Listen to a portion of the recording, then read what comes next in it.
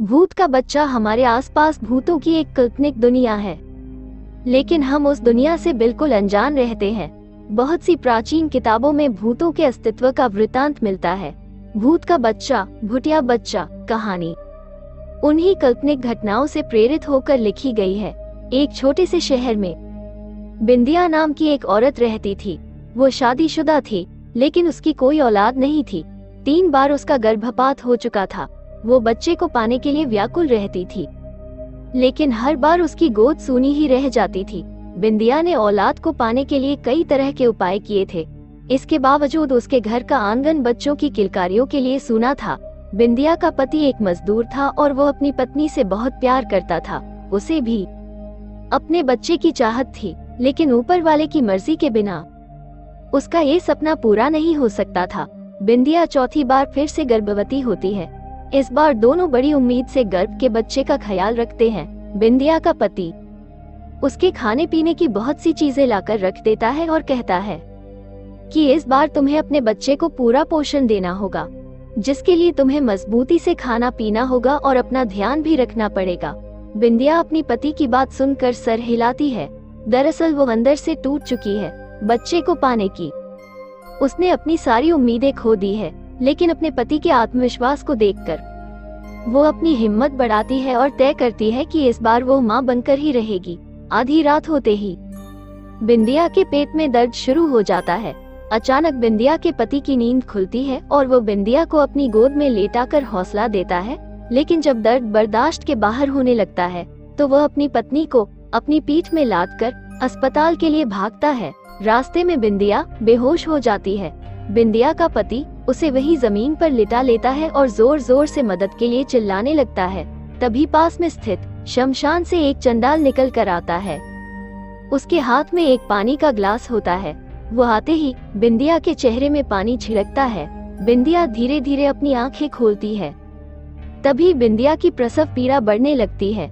बिंदिया का पति उसे जोर से पकड़ लेता है और उसका हौसला बढ़ाने लगता है। शमशान का चंडाल अपने कपड़ों से राख निकालकर बिंदिया के पेट में लगाता है, जिससे बिंदिया की तकलीफ शांत हो जाती है और कुछ ही पल में एक बच्चा पैदा होता है। लेकिन काफी देर तक जब बच्चे में कोई प्रतिक्रिया नहीं होती तो बिंदिया रोने लगती है, क्योंकि यह बिंदिया का चौथा बच्चा था जो पैदा होते ही उसे छोड़ गया।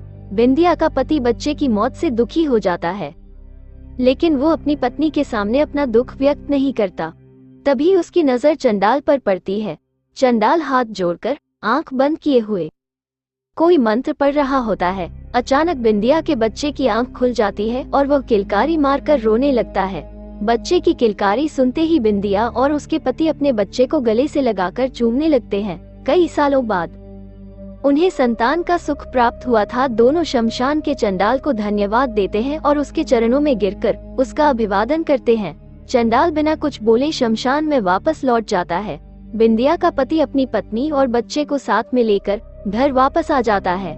दोनों अपने बच्चे के साथ बहुत खुश होते हैं। एक रात बिंदिया की नजर खुलती है तो वह देखती है कि उसका बच्चा कमरे में पैदल चल रहा है, लेकिन वो तो सिर्फ 2 महीनों का है। बिंदिया सोच में पड़ जाती है कि इतना छोटा बच्चा कैसे चल सकता है। वो अपने पति को जगाती है, लेकिन गहरी नींद में होने की वजह से वह नहीं उठता। बिंदिया डरते हुए अपने बच्चे को गोद में उठाकर बिस्तर पर लेटा लेती है, लेकिन उसके मन में डर की दस्तक हो चुकी थी। सुबह होते ही वो अपने पति से रात की बात बताती है। बिंदिया के पति को उसकी बात पर भरोसा नहीं होता। उसे लगता है बिंदिया ने कोई सपना देखा होगा और उसी को सच मान बैठी है। वो बिंदिया को समझाता है और अपने काम में चला जाता है। अपने पति के जाते ही बिंदिया अपने बच्चे को पालने में लेटाकर घर के काम करने लगती है। घर के काम के बाद बिंदिया अपने बच्चे को दूध पिलाने के लिए उसके पास जाती है और वह डर जाती है जब अपने बच्चे को खून से भिड़ा हुआ मुर्गे के पंखों के साथ खेलते देखती है। तभी पड़ोस की महिला बिंदिया के घर आती है और कहती है, मेरा मुर्गा नहीं मिल रहा है, क्या तुम्हारे घर में आया है? बिंदिया कुछ नहीं समझ पा रही थी। उसका दिल मानने को तैयार नहीं था कि इतने छोटे से बच्चे में इतना बड़ा मुर्गा खा लिया था। वो अपनी पड़ोसन से झूठ कह देती है कि मैंने नहीं देखा है। शाम को जब बिंदिया का पति घर आता है तो बिंदिया बहुत घबराई होती है और कमरे के कोने में शांत बैठी होती है। वो आते ही बिंदिया से कहता है, क्या हुआ, तुम ऐसे क्यों बैठी हो? तभी वो अपने पति के गले लगकर रोने लगती है और कहती है, यह कोई साधारण बच्चा नहीं, क्योंकि आज इसने पूरा जिंदा मुर्गा ही खा लिया। बिंदिया का पति ये बात सुनते ही हक्का बक्का रह जाता है। वो जल्दी से उसी शमशान की तरफ भागता है जहाँ ये बच्चा पैदा हुआ था। वहाँ पहुँचते ही उसे वही चंडाल फिर से दिखाई देता है। उनके पास पहुँचते ही वो कहने लगता है, बाबा वो बच्चा तो असाधारण है, क्या उसे कोई भूत बाधा आई है?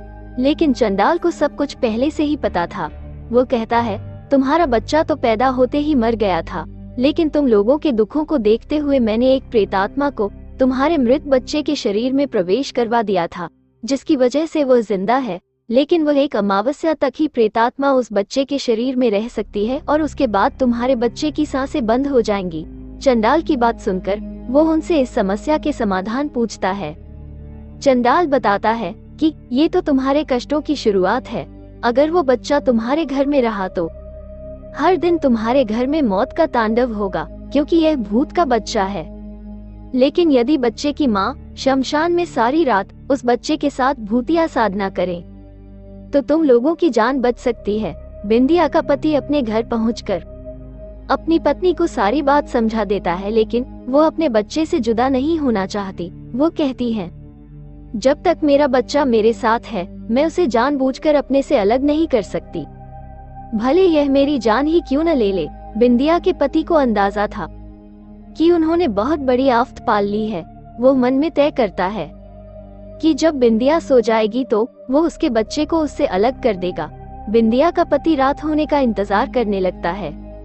जैसे ही बिंदिया सो जाती है वो बच्चे को लेकर शमशान पहुंच जाता है और चंडाल के पास जाकर कहता है, बाबा ये आफत आप ही संभालो, बस हमें बचा लो। चंडाल बच्चे को देखते ही उसे डांटते हुए कहता है, तुमने अपने साथ साथ मेरी मौत का भी इंतजाम कर लिया, जो इसे इसकी माँ के बिना ले आए।